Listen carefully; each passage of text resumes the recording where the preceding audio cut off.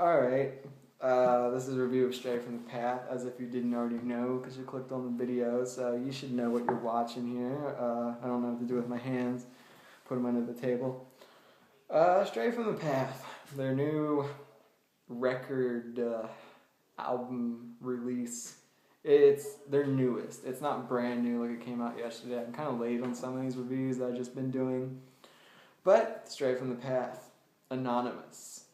I've heard a lot of hype about this album from band dudes themselves, like people that are in bands. I'm not sure if that's like, oh, I'm friends with the guys in Stray from the Path, so I'll talk about their album, which I feel that's kind of the way it is sometimes with bands. I sort of feel like if they're friends, they'll give them a shout out or whatever, like, just to help them out or something, or if they actually do really think it's a masterpiece, which is the case sometimes.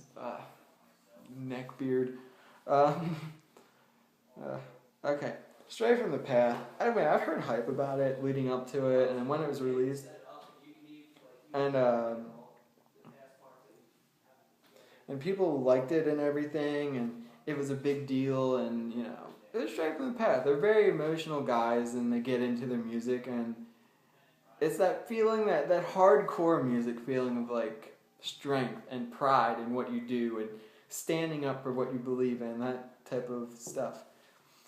The album itself is what everyone's been saying. I didn't really know whether to expect this or not going in, but it does, you can hear like Rage Against the Machine influence, and I'm a huge Rage Against the Machine fan, so that was cool. It's like Rage Against the Machine influence in a hardcore band. And of course they have other influences like hardcore and stuff like that. Like, it doesn't sound exactly like Rage Against the Machine, but Danny Boy. Dan, I think, is the singer's name. Pretty sure. Because a lot of people will say like bleh, and they'll have like hashtag Dan. I'm not sure what the point of hashtags are. But apparently this guy is known for his bleh. At least that's what a lot of people say when they talk about Stray from the Path. I guess it's sort of a running joke or something with people. Whatever. Anyway, it's very Rage Against the Machine sounding. I've heard that a lot about it. I've heard that a lot about this album going into it, and I'm listening to it, I'm like, alright, I can see it. So if you're kind of wondering if what people say about it is actually, translates into the album at all, I would say that Rage Against the Machine sound is definitely in there. Of course it's Stray from the Path, so it's hard, it's aggressive, it's very, even though it's a studio album release, whatever, it's not live, it's still, what this band does, it's absolutely excellent, it's terrific. They make it very intimate, they make themselves heard, even on the studio album. It doesn't feel like they're in your room or whatever. I'm sure if you have like great speakers or stereo, sure, whatever, but it just feels like there's a great connection with it.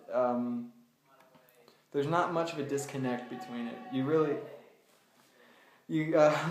really hear it and you feel it, and it's that feeling you get from it. It's very intimate, very in your face, up and close, and it kind of sounds raw to me in a little way. It's produced, but it has a raw feeling. Oh my God. Like I was saying, it does have a raw feeling for being a produced Sumerian album. It does have that raw feeling to it. I said it like 4 times now. One of my favorite examples of this band in this album is the song Scissorhands.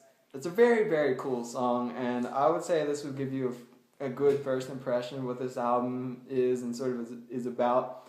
It's very aggressive, like Stray from the Path, very come at you, and very, very aggressive, all that stuff, full of testosterone and energy. And the initial, you'll know what I'm talking about if you listen to the song, the initial like break where it gets heavy and everything like that, it's very, very cool. You'll know what I'm talking about if you listen to it. And I would just tell you to listen to that song off the bat. It'll give you a good idea of the album. If you don't like that song, listen to more. If you do like that song, good. I'm glad I could help you. But it does have some rap-ish parts. Like, not rap, but like Rage Against the Machine rap, where it's not, all out rap, but it's like, it's aggressive, sort of rapping-ish, but not full-on rap, if you know what I mean. It's like, you'll know if you listen to it, which I'm advising people to listen to this, because it is I would say it is a good album, from Stray from the Path. It's still them, of course, it's just a little more updated, with a little more of a new sound to them. It's still aggressive, still, where they came from. They still contain their roots. They still hold that true to themselves, all that.